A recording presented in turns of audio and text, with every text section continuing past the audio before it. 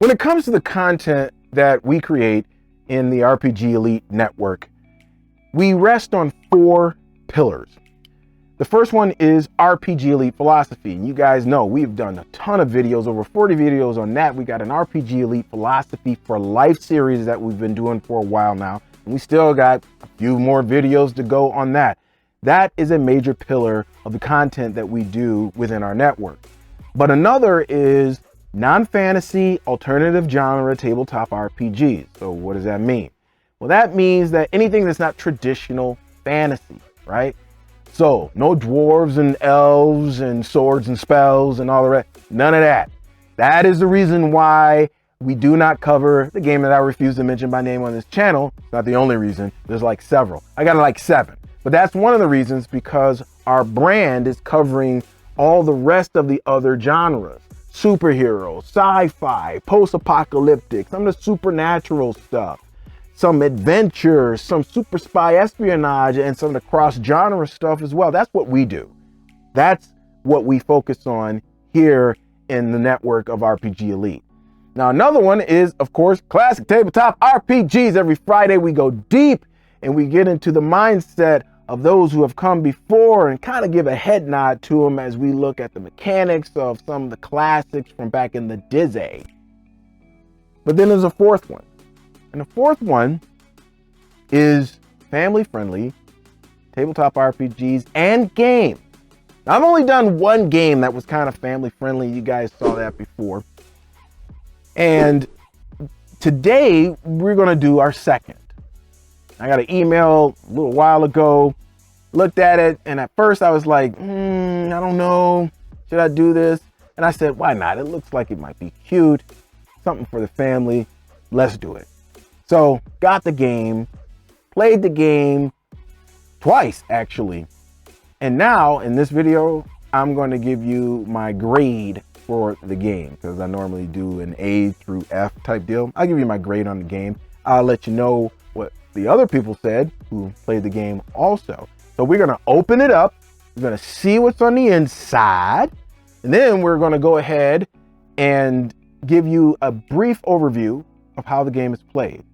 And then at the very end, I'll go ahead and I'll let you know the grade that I gave the game. All right, well, that's it. It's that simple, y'all. So let's get into this right now and look at the game. You gotta be kidding me. You gotta be kidding me. That's the name of the game. I'm not kidding you. So let's get into this right now and roll that transition. You Gotta Be Kidding Me is a game for ages 8 and up, and you can play with 2 to 10 players. That's a lot of players. And also it takes about 20 to 30 minutes. And we, like I said, we played it twice. That's pretty accurate right there. Pretty accurate. And so what we're gonna do is we're gonna go on the inside and we're gonna check out exactly what we got going on for You Got to Be Kidding Me.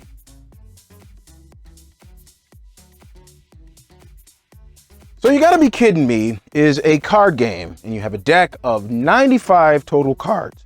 Over here, you have like the singles, and I'll explain what all this is in a second, but you have singles of like the bow tie and the bowler hat, and then there's glasses, but again, I'll explain those in a second. But this is just the deck of the singles, and I think there's some singles over here too. But this one also has multiple. So as you can see here, you got the multiple glasses right there. Multiple glasses again. Ooh, that is a quadruple hat. Check that out. Woo! And it's got some triples in there too, some quadruple glasses right there, okay. And so that is what's in that deck, because I've just separated them out like that. You have wild cards, and let's check this out. You have your single wild card, so it's just 1, 1, and 1. Then you have your doubles, 2, 2, and 2, right? Then you have one that is a triple. It's right there. And then you have what's called the Crazy Kitty cards. And there's 7 of these. You have your skip cards, which actually end up being kind of important. There's 3 of those. You have your Go Fish cards, and then you have your Draw 3 cards. So that makes up the total deck of what's in, you gotta be kidding me. So this is the foundation of the game.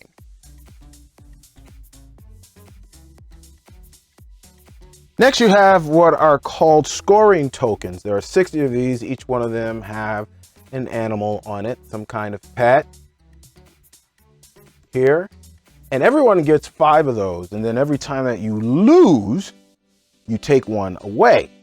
But once you lose all of your scoring tokens here, then it's a wrap. You're out of the game.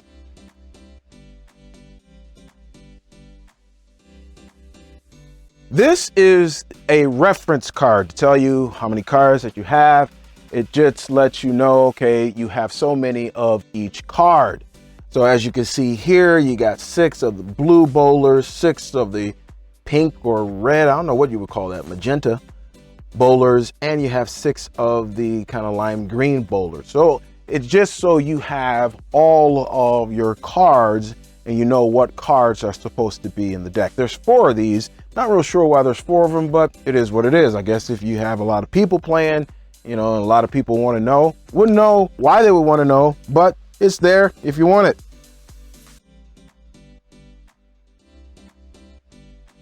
Now, next you have something that is kind of unique, and you have these stickers here, and these stickers are supposed to go on your personalized cards. Now, let me go ahead and grab what these look like because there are 10 of them and they're just blank. See that? And you also have labels that go with that. So you can see here, these are the labels that come within their sticky labels.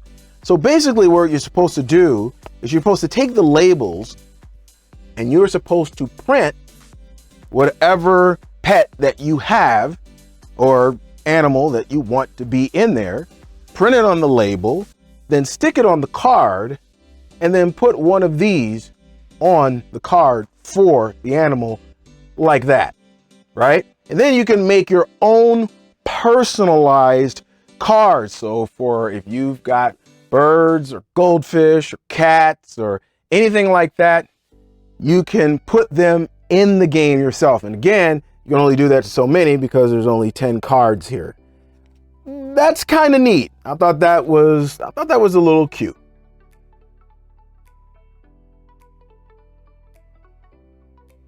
Okay, so let me give you the basics on how the game is supposed to be played. So this is what's called a bluffing game. So it is your goal to try to bluff people into thinking that whatever you are bidding on your turn is actually possible. Now, the people who do not believe that can challenge you, and they challenge you with the phrase, you have to be, all together now, kidding me, right? So if you want to challenge somebody, that is what you have to say. So everybody gets 5 cards. We're going to say this is my hand. So let's see what we get. Okay, so it looks like we got, a 4 blue on the glasses. Okay, a 1. Okay, green. Green. Oh, sugar snaps. Another green. All right, so let's say that was my hand. So I can bid in a couple of different ways. I can bid the color, so I can bid the magenta here or red, or I can bid the green, or I can bid the blue. Or I can bid the actual accessory. So I can bid the amount of bow ties, bowler hats, or glasses. I can do any of these. So I might come out and bid as the dealer, because the dealer always goes first. I would bid 1 red instead of saying glasses. So I'll just be 1 red. So the next person has to increase that bid by whatever, doesn't matter what. So the next bid can be, and let's say we're going to take it from this one. Let's say they bid, I'm going to bid 2 bow ties. Okay, they could do that. And let's say the next bid is going to be, okay, well, in the next one, let's say they skip. All right. The next one would play go fish, but we're not going to do that. But now we've got it up to 2. And the next one, let's say they have this, but they have to bid 3. So let's say they bid 3 red. All right. So now we're up to 3 red. So it doesn't matter what you bid. You could bid an accessory or you could bid the color, but it has to increase each time. Now it doesn't have to increase by 1 each time. Like I could have came out with a bid of 4 green. Could have started right there. And then somebody else might bid, okay, 7 red. All right, so it might jump up quite fast, but whatever that number is, you have to increase it at least by 1. Now, like I said, as soon as somebody does not believe that that many of that particular thing is in everyone's hand, they say, you got to be kidding me. So if I would come out the box and say, what is that? 4, 6.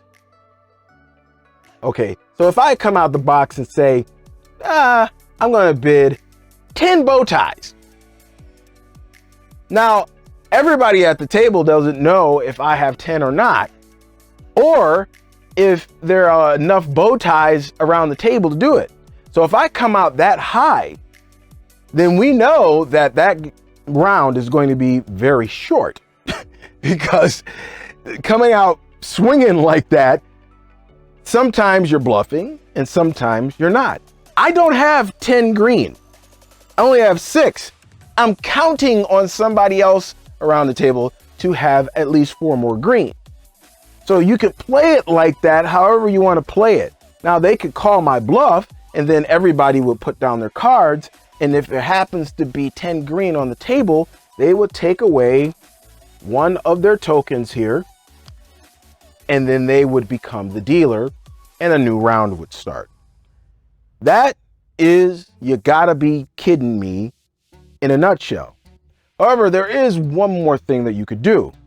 You can try to be perfect, is what they call it, and try to bid exactly what you think it is. If you think there are exactly 13 or exactly 12, then you can say perfect. But if it isn't, then you lose. So that is the basics of you gotta be kidding me. So there you have it. You gotta be kidding me. So what do I think about the game? Well, before I get to that, let me tell you a couple of things that happened that just small things, really, just small. So the first time we opened up the game, my right-hand man, and I've talked about him before, his name's Tom. First thing when we were passing out the tokens, he was like, hey, there's a dog on this token. I was like, really? You know, so I looked at it, I was like, oh yeah, there are dogs on here. And then we were all confused. Why are there dogs on the token when the game is called Gotta Be Kidding Me? So we didn't exactly understand that. Then there's a whole idea of there being dogs on the cards too. Yeah, let me, and you guys saw that, but let me find one real quick in here. There's like 3 dogs. And listen, I'm a dog dude, so I like dogs. I am not a cat dude. And so I didn't get it. Nobody got it, but we kind of figured maybe this is kind of more like pets kind of deal or something like that. But it was a little bit confusing at first because, like I said, Tom thought something was wrong or that he should have had a different token or something like that. So that was a little weird. Let's get to what the grade of the game is. Now, I'm going to keep it short with my wife and just say that she didn't like it. There it is. I'll keep it there. She didn't like it. When it came to the other 2 people who played the game with us, they were like, it's mediocre. And that's, honestly, folks, that's where I put it. It's meh. Meh. It's not horrible. Not great either. It's just kind of middle of the road. Now, if you are playing with your family, it's kind of one of those games that you pull out every once in a great while. You want to do something casually, you want to do it real quick. It'll fill that slot. And Tom was saying, like, this is kind of one of those games that you like pass around. You know, you'll play it for a while, but you'll be like, yeah, let me give this to somebody else, and they'll play it and they'll give it to somebody else. But again, if this is something that you're getting for your family, play every once in a while, something quick, just to kind of connect with people. Hey, it'll do that. It's not a game that like a go-to game. It's not a game where you're like, oh, excited, let's go play it. You know, it's not like Uno or Flux or something like that, which are two other card games.